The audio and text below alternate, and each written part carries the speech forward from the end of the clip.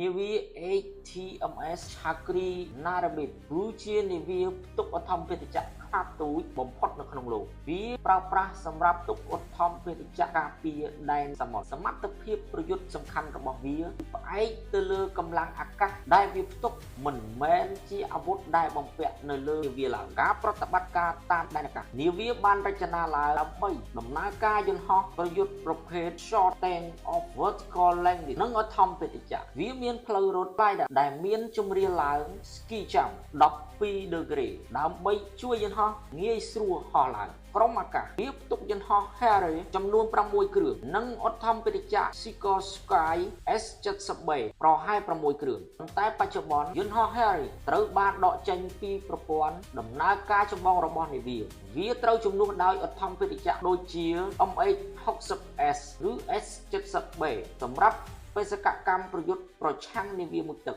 និងការដឹកជញ្ជូនប្រព័ន្ធការពារខ្លួនរបស់នាវាមានលក្ខណៈផ្អែកខ្លាំងទៅលើនាវាអមដំណើរដើម្បីការពារខ្លួនមីស៊ីលការពារដែនអាកាសរយៈចម្ងាយខ្លី Sandra Launcher ចំនួន3ដើមសម្រាប់បាញ់មីស៊ីលការពារដែនអាកាស Mistra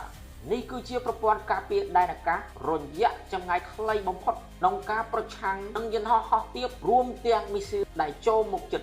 វាបំពាក់កាំភ្លើងធំ20មីលីម៉ែត្រចំនួន4ដើមកាំភ្លើងយន្ត 12.7 ចំនួន2ដើមប្រព័ន្ធទប់ទល់មានឧបករណ៍បាយដោយ Coast Shaft ចំនួន4ដើមនិងប្រព័ន្ធ SLQ-32 Town Discoil ដើម្បីការពារពីមីស៊ីលក្រោមសមុទ្រចំណុចខ្សោយ HTMS Chakri Narabit មានចំណុចខ្សោយធំជាច្រើនដែលធ្វើឲ្យវាងាយនឹងរងការវាយប្រហារនាវានេះមានអាវុធការពារខ្លួនធន់ស្រាលបំផុតដែលអាចការពារបានតែការគំរាមកំហែងនៅគៀកខ្លួនបំផុតតែប៉ុណ្ណោះវាខ្វះខាតប្រព័ន្ធមីស៊ីលការពារដែនអាកាសរយៈចម្ងាយមធ្យមនិងរយៈចម្ងាយឆ្ងាយដោយសារការការពារខ្សោយវាតម្រូវឲ្យមានក្រុមនាវាអមដំណើរដូចជានាវា Frigate Destroyer ដើម្បីការពារវាពីការវាយប្រហារតាមអាកាសផ្ទៃទឹកនិងក្រោមទឹកវាជាប្រភេទនាវាស៊េរីចាស់របស់អេស្ប៉ាញធ្វើឲ្យវាមិនអាចផ្ទុកយន្តហោះចម្បាំងស៊េរីទំនើបបានឡើយដោយសារនាវានេះគឺជាគោលដៅធំនិងមានការការពារខ្លួនមានកម្រិតអាវុធយុទ្ធសាស្ត្រមួយចំនួនអាចកំទេចវាបានដោយងាយមីស៊ីលប្រឆាំងនាវាទំនើប Advanced Anti-Ship Missile មីស៊ីលល្បឿនលឿន Supersonic ឬមីស៊ីលវាយប្រហារគោលដៅធំការបាញ់ចំនួនមួយគ្រាប់ក៏អាចបង្កការខូចខាតធ្ងន់ធ្ងរដល់នាវាប្រភេទនេះដែរមីស៊ីលប្រឆាំងនាវាមុជទឹកគឺជាការគំរាមកំហែងដ៏ធ្ងន់ធ្ងរបំផុតចំពោះនាវាប្រភេទនេះការវាយប្រហារនៅក្រោមផ្ទៃទឹកអាចធ្វើឲ្យនាវានេះលិចយ៉ាងលឿនបំផុត